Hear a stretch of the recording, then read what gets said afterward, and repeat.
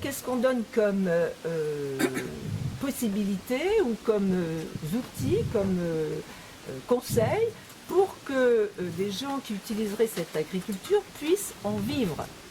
Oui, oui. Alors, la réponse est quand même, aujourd'hui, un peu oui. Ça progresse. Insuffisamment. Parce que j'écoutais Laurent hier qui nous disait on a travaillé dans un institut qui s'appelle AgroParisTech. Il a mal prononcé. Hein. Ça s'appelle AgroParisTech. Là, je ne vous cache pas, encore aujourd'hui, dans une école comme celle où nous avons travaillé, le technocrate, la technocratie prédomine encore largement. Et je dirais un peu, la première erreur souvent, c'est déjà de présenter, l'agroécologie, là, telle qu'il présente à M. Dufumier, c'est bien l'agriculture de nos grands-parents, c'est donc bien un retour en arrière. Les gens plaident, vous plaidez donc pour un retour en arrière. Or, inutile de vous dire que l'insecte, dans une échancrure, il y a un gaz volatile et ça attire la coccinelle, va nous permettre effectivement de promouvoir, et ça devrait être enseigné dans les écoles. Alors, à l'AgroParisTech, quand même, ça l'est un peu. Hein. On progresse, y compris dans les lycées agricoles, mais il va de soi que l'agriculture moderne dont je parle, ce n'est pas l'agriculture de nos grands-parents, et pourtant, il est clair, et il faut que ce soit très clair, que l'agriculture moderne high-tech de demain, ou slow-tech, hein, que m'importe, parce que slow-tech, ça évoque plus le respect de la nature, mais en fait, c'est quand même hyper moderne, et je crois qu'on a énormément de mal dans les établissements d'enseignement, justement, à dire, vous savez, on va récupérer les savoir-faire d'une sélection paysanne de plusieurs siècles, et on va cesser de dire c'est du passé, c'est de l'arriéré, ce genre de choses, et néanmoins, on va progresser dans cette agriculture, c'est-à-dire que dans les associations végétales, dans les combinaisons de plusieurs espèces dans un même champ, il y aura-t-il des légumineuses, tel arbre ce sera pour les mésanges, tel arbre ce sera pour les coccinelles, et ce genre de choses, on peut considérablement progresser. Alors, il y a des progrès que je mets d'ailleurs, je ne vous cache pas, à l'actif. Alors ça commence à faire un peu maintenant ancien, le ministre de l'Agriculture, qui était Stéphane Le Foll.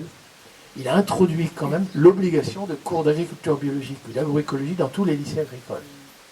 C'est pas toujours bien accueilli, hein, ces cours-là.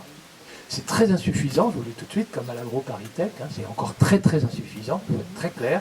Donc on doit encore considérablement progresser, il faut même harceler ces établissements pour qu'enfin ils enseignent la modernité, la compréhension scientifique, et ça n'a rien de péjoratif à l'égard de nos paysans et des pratiques paysannes.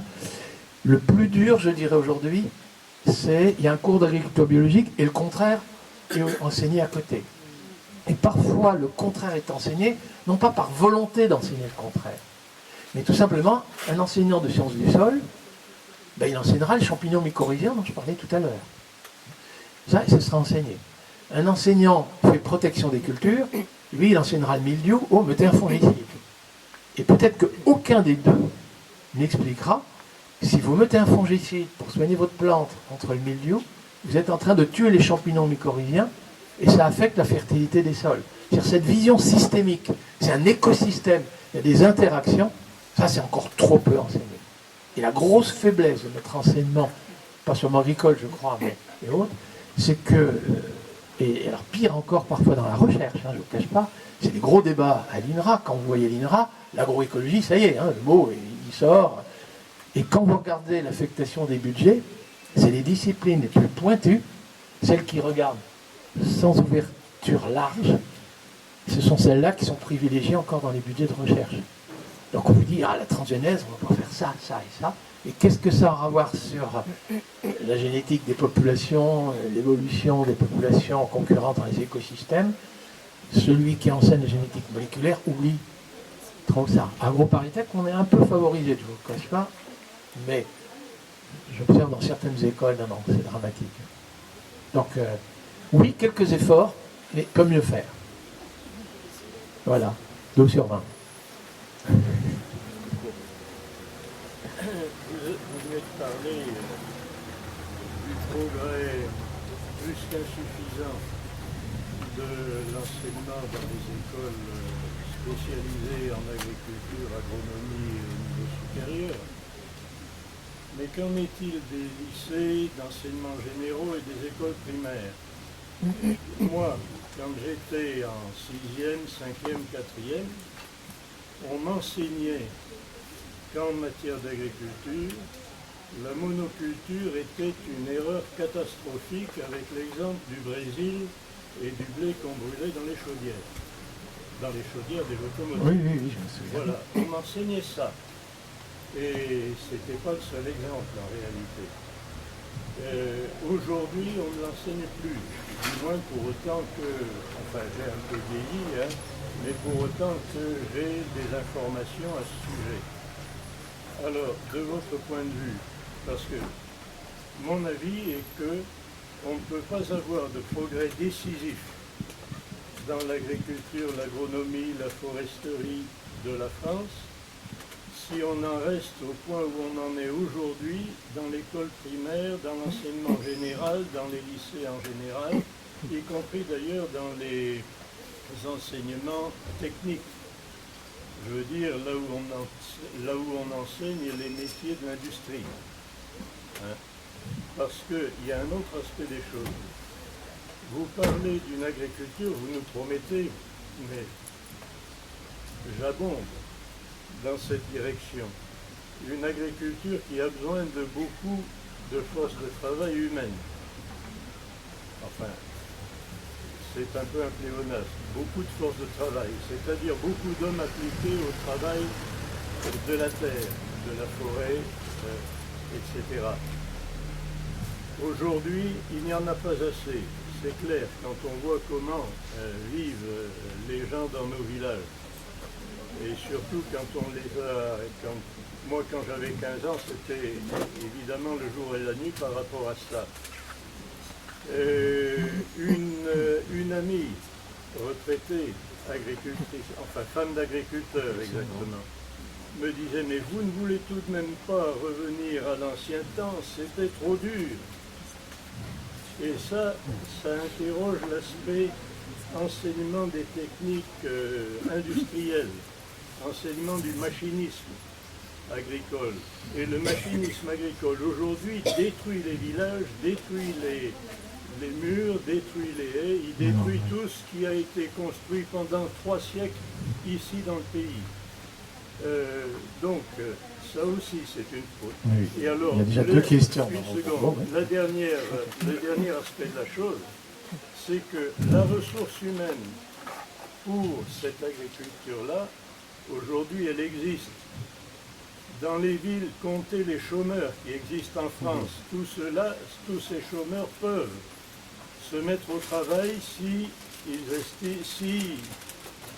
y sont invités dans de bonnes conditions. Oui, oui. Alors, voilà. je vais essayer de répondre à vos 2 questions. Alors, la première sur l'éducation, école primaire, collège et lycée, je partage complètement ce que vous dites, et y compris, donc ça veut dire les jardins dans les cours d'école, hein, pour être très clair.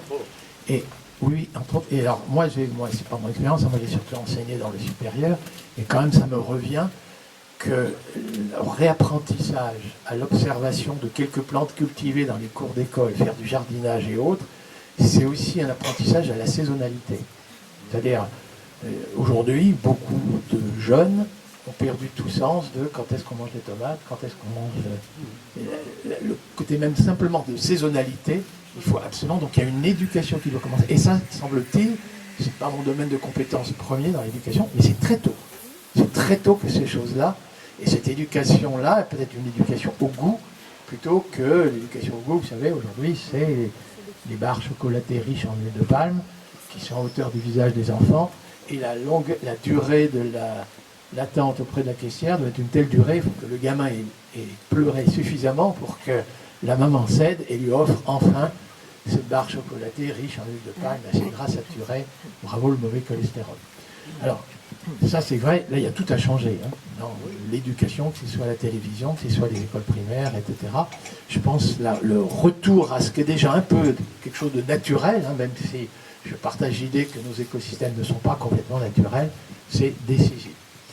Le travail, alors là j'ai trouvé une conférence entière là-dessus, mais y compris, je vois un département comme la Drôme, qui est celui où, en pourcentage, il y a le plus d'agriculture biologique. Les travailleurs, pour la récolte des abricots, c'est des équatoriens qui ne sont pas payés par les agriculteurs français, parce que les agriculteurs français font un contrat avec une entreprise espagnole, Donc c'est un contrat légal du coup.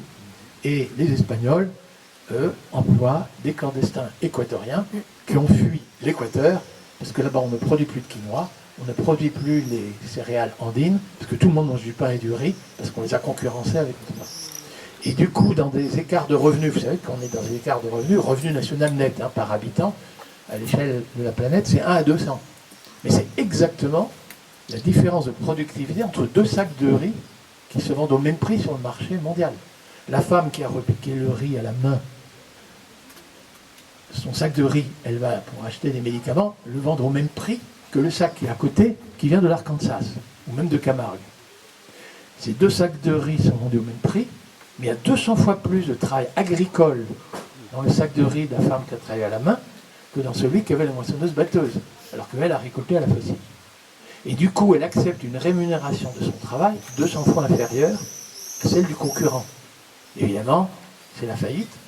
On migre vers les bidonvilles, on traverse le désert libyen, la Méditerranée. Donc les mouvements migratoires massifs qu'on observe aujourd'hui, et qui font qu'on peut faire récolter des abricots à des coûts dérisoires, oui, une main-d'œuvre capable. Alors, la mécanisation, vous l'avez dit, la réponse, elle est claire. La mécanisation aujourd'hui, ça ne doit pas être de remplacer des gens par des machines et mettre les gens au chômage, que ce soit au Brésil ou que ce soit chez nous. Mais la mécanisation, c'est réduire la pénibilité du travail. Alors là, j'ai été très discret là-dessus, mais prenez la permaculture. Alors, une fois achevée, attention, la permaculture, au départ, c'est beaucoup de travail humain. Mais une fois que c'est achevé, je vais vous assurer, c'est bien les plantes cultivées qui font de la concurrence aux plantes indésirables, et non pas les plantes indésirables qui font de l'ombrage aux plantes cultivées. Mais ça, c'est après un investissement d'une 15aine d'années pour que vraiment on puisse dire, maintenant c'est devenu très économe en travail. Au départ, c'était quand même beaucoup, beaucoup de travail. Et donc oui, il faut aussi que soit enseigné, mais il faut aussi enseigner nos politiques pour que désormais, c'est pas quand il y a des programmes, des politiques de développement agricole, eh bien on ne mette pas les milliards promis pour acheter des engrais azotés de synthèse ou acheter de l'énergie fossile, mais pour rémunérer correctement un travail qui parfois est quand même pénible. Et c'est vrai, si on ne rémunère pas très correctement une main-d'œuvre française sans faire appel à des Équatoriens sous un patron espagnol, écoutez, il faut que d'abord, les Équatoriens, on cesse de les concurrencer là-bas, et que nous, on rémunère correctement le travail, notamment quand il est pénible chez nous. C'est la seule condition pour que des Français acceptent de faire ce travail. C'est d'être correctement rémunéré. Et attention, on peut quand même diminuer la pénibilité du travail, y compris dans des cultures maraîchères. Il y a quand même aujourd'hui des outils manuels qui évitent par exemple de se courber. Je vais juste apporter un petit complément local. Il faut savoir que le lycée agricole de Tulnave, de la Pisani, a une exploitation agricole qui depuis 15-20 ans produit en agriculture biologique. Bon, c'est tout. J'ai eu la chance d'accompagner au départ la mise en place. Bon, ça existe. Alors, quelle est l'utilisation des fermes d'exploitation agricole dans l'enseignement? Ça, c'est tout notre débat. Mais après, ça existe quand même en Corrèze depuis une 15-20 ans où il y a une exploitation. Alors, au début, c'était un comparatif bio traditionnel, et puis elle est passée en bio, il doit y avoir, je sais pas, le sous-contrôle Pierre, une dizaine d'années, quoi. C'est entièrement. Ceci dit, alors, je vais embrayer si vous voulez bien. D'abord, merci d'avoir rappelé toutes les évidences qu'on devrait tous connaître par rapport à l'agriculture. Ça me renforce sur ce que je fais sur mon exploitation. Par contre, j'ai beaucoup d'inquiétudes, puisqu'il parle du lycée agricole. J'ai eu l'occasion de recevoir sur mon exploitation des futurs agriculteurs. L'agriculture biologique, c'est pas gagné. Je crois qu'on a un travail énorme à faire à ce niveau-là, parce que là, ils sont encore dans le matériel, dans le machin, dans le truc. Et puis en plus, l'agriculture conventionnelle, il faut bien le dire, techniquement, c'est beaucoup plus simple que l'agriculture biologique. Les problèmes, on les résout, comme vous dites, on prend un épandeur d'engrais, on va mettre un peu d'ammonitrate et puis on fait pousser de l'herbe. La charrue, on fait du maïs et du soja, quoi, parce qu'on nous a appris ça, puis c'est tellement simple et ça marche tellement bien qu'on ne se préoccupe pas de savoir si le soja il a été truffé de glyphosate ou je ne sais quoi, et puis on fait bouffer ça aux vaches.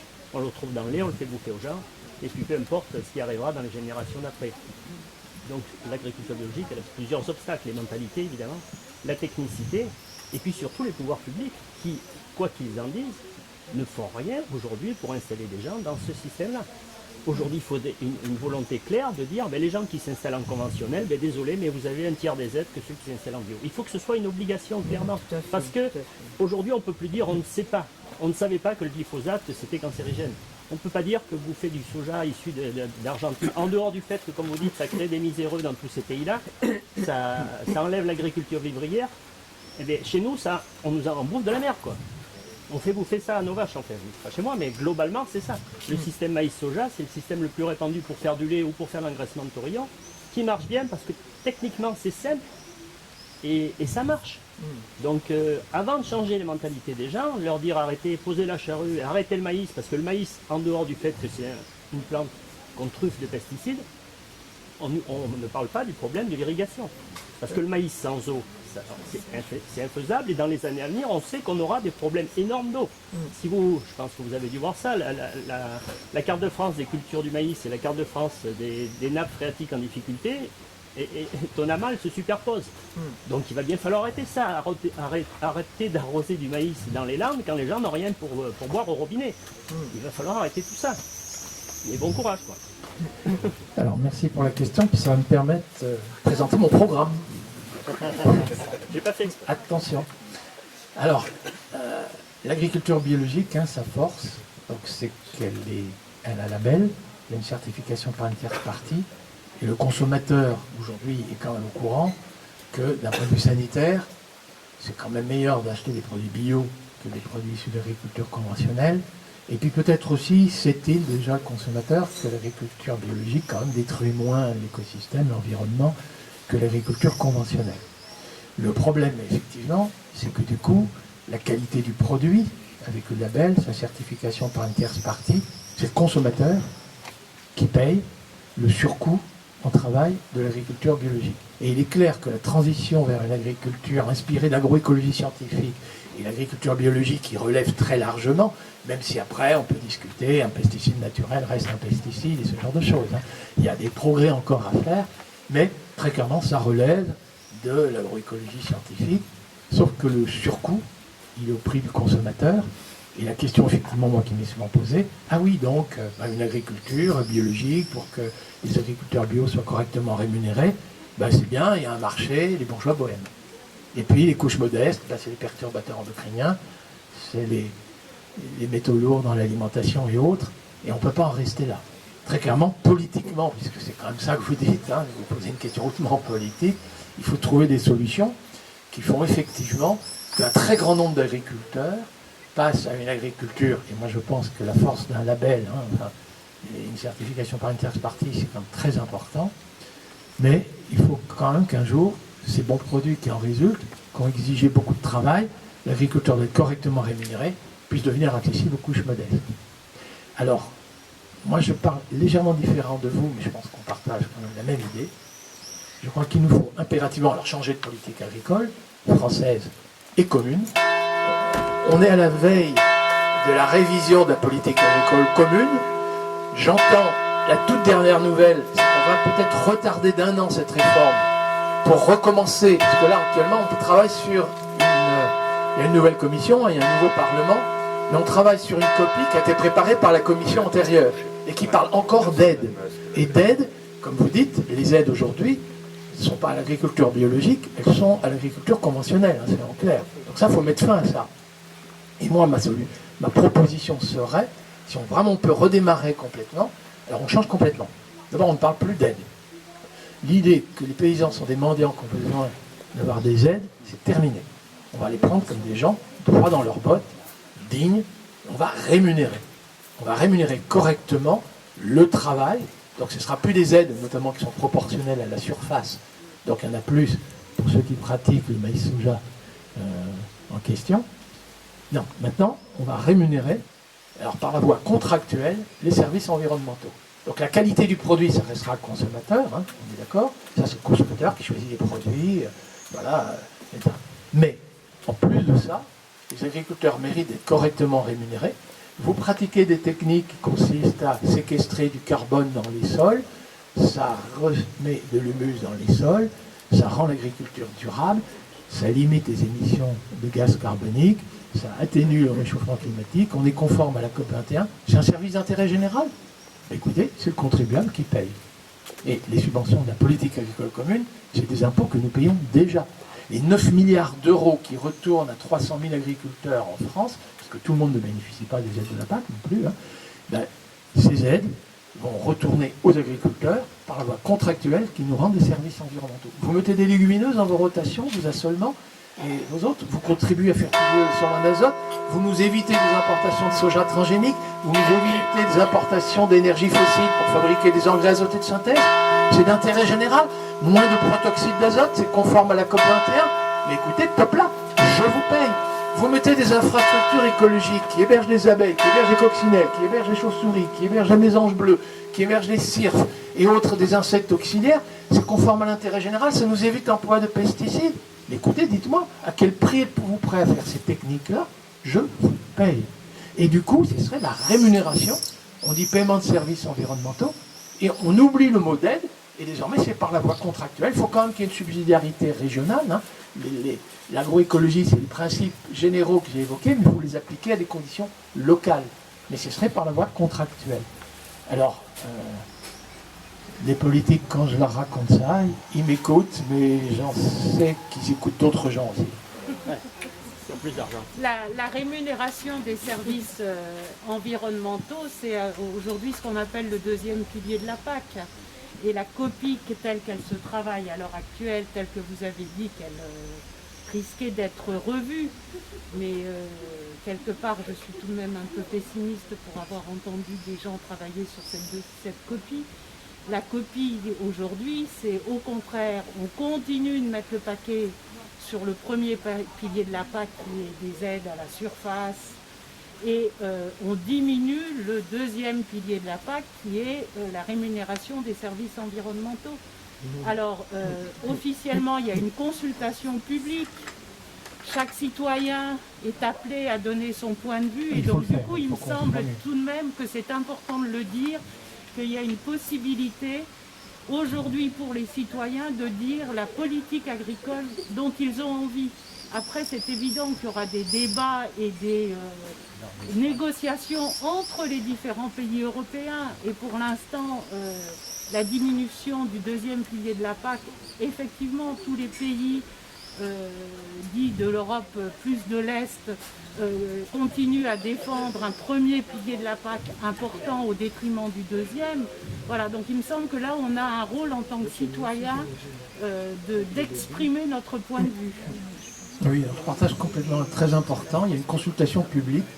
Alors, moi, la toute dernière nouvelle que j'ai, c'est Benoît Biteau, donc un député européen, Oui.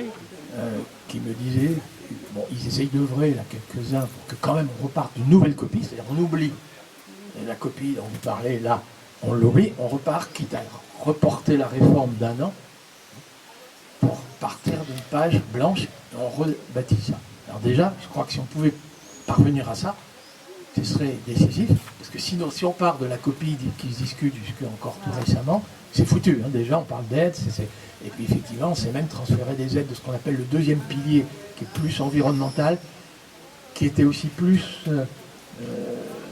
l'obédience régionale, c'est-à-dire avec une subsidiarité régionale, parfois un peu machine à gaz. On découvre que les fonds affectés au deuxième pilier n'étaient pas toujours dépensés, tellement les démarches pour y accéder était compliqué. Donc il y aura sûrement un effort. Moi je serais pour qu'on supprime premier, deuxième pilier qui n'en est qu'un, avec des rémunérations de services environnementaux, moins machine à gaz, mais quand même subsidiarité régionale et voie contractuelle. Je suis extrémiste quand je dis ça. Je sais que même si on redémarre sur une nouvelle page blanche, on redémarre tout, on ne sera pas capable d'entretenir ça. Mais on peut nous réclamer ça dans la consultation publique. Déjà, on dit, non mais les paysans ne sont pas des mendiants, ils méritent d'être correctement rémunérés, ils nous rendent des services d'intérêt général dans telle ou telle région. C'est tantôt le carbone, tantôt l'azote, tantôt les infrastructures écologiques, ce genre de choses. Ces agriculteurs méritent d'être correctement rémunérés, et c'est ça qu'il faut faire désormais. Et puis c'est les 9 milliards, la totalité de 9 milliards à ça. Terminer des aides conditionnées et surtout proportionnelles à la surface. Donc ça, c'est les aides proportionnelles à la surface, c'est la course à l'agrandissement. c'est surtout la fin des installations. Dans nos pays, on n'a plus personne, parce que ceux qui sont agrandis, plus ils avaient, plus on leur donnait.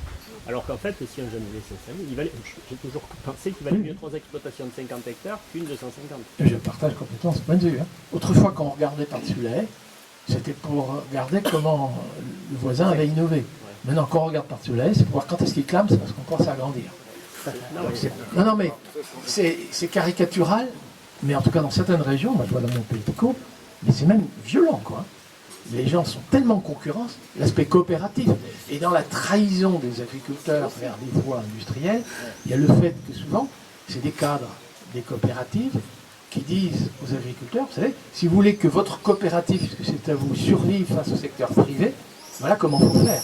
Parfois, les coopératives ont aidé au suicide des agriculteurs plus que pour les sauver. Hein. Donc il y a eu un détournement de ce qu'était la coopération aujourd'hui sur il faut être compétitif, c'est la concurrence, et seuls évidemment les plus aisés, ce sont souvent ceux-là qui sont à la tête des coopératives. Non, parfois c'est d'une violence, et ici je connais un peu moins la situation, mais c'est parfois hyper violent. Mais oui, il vaut mieux une ferme de taille moyenne, 50 hectares, on crée de l'emploi, et c'est mieux ça, l'agriculture familiale, où c'est à force de travail familial, que des entreprises de grande taille où on s'interroge, est-ce que je dois employer des salariés, mais ils sont trop chers, il n'y a pas d'équatorien, donc je remplace ça par une machine, j'ai plus personne pour désherber, je mets du désherbant. Hein. D'autant qu'aujourd'hui, ceux qui arrêtent leur exploitation, avant il y avait toujours un fils ou une fille qui reprenait. Aujourd'hui, il n'y a plus personne. Ça veut dire que les exploitations se sont agrandies, mais sont irreprenables. Parce qu'il faut un capital énorme, déjà pour avoir le droit de travailler. Oui. Donc c'est catastrophique pour la campagne en général. Dans les années de dire que l'agriculture est une industrie lourde, c'est-à-dire que rapporté à l'emploi, c'est énormément de capital. Parce que Moi j'aurais une question qui est peut-être une question d'avocat médial, autorisé. Une des réponses qu'apporte une partie du monde agricole par rapport aux critiques qui sont faites sur l'industrialisation des pesticides ou autres, c'est on va économiser les pesticides avec des techniques, avec de la surveillance par drone, on va économiser du travail avec des robots. Donc qu'est-ce que pensez de ces questions de poursuite d'une industrialisation d'une autre façon qui draine des crédits de recherche notamment très importants? Oui, très bien. Alors, merci. J'élargis légèrement la question sur le fait que beaucoup de débats agricoles, quand vous avez commencé par dire, je vais jouer l'avocat du diable. Hein, donc, pourquoi vous seriez contre les drones, monsieur Tichumier? Vous n'avez pas été violent quand même. Hein. Mais, alors, juste pour dire, les débats sur l'agriculture, et dans le monde agricole, et puis parfois entre citoyens et agriculteurs, prend très vite des tournures sectaires. C'est-à-dire, on est pour l'agriculture biologique, et quelqu'un d'autre dira, j'ai été interrogé tout à l'heure là-dessus, agriculture de conservation. Vous savez, sans labour et tout, mais le ver de terre, il est capable de rendre un sol meuble, il est capable d'enfouir une matière organique, mais il ne détruit pas la fameuse mauvaise, avec les guillemets, herbe. Du coup, je mets du glyphosate. Et alors, les bio, ils ne mettent pas de glyphosate, mais ils labourent. Les agriculteurs de conservation, ils ne labourent pas, mais ils mettent du glyphosate. Et voilà 2 sectes. Alors ça, si on pouvait, évidemment, dépasser ça, et donc la même chose pour les drones et ce genre de trucs. On voit bien que quand on argumente les drones, j'ai rien contre les drones, donc j'insiste, on ne va pas être sectaire, justement, mais c'est vrai qu'on nous présente toujours les drones. Ah ben non, mais comme ça nous permettra de mettre l'herbicide exactement sur la mauvaise herbe, et pas sur le centimètre d'à côté. Alors, oui, non, mais vous voyez bien qu'on voit bien des défenseurs d'une agriculture industrielle et néfaste mettre en avant ces arguments, et en face, on s'interdirait tout progrès en matière de géolocalisation et autres. Alors, il est clair qu'il ne faut pas tomber dans ces travers. Il faut au contraire essayer de trouver des solutions. Alors, quand c'est mécanisation, robotisation et autres, c'est clair, c'est l'allègement de la pénibilité du travail. C'est à ce service-là, c'est pour ça qu'il nous faut envisager les éventuelles mécanisations, motorisation, robotisation, c'est alléger la pénibilité et rendre donc plus accessible ce travail qui est quand même pénible quand on fait notamment de l'agriculture biologique.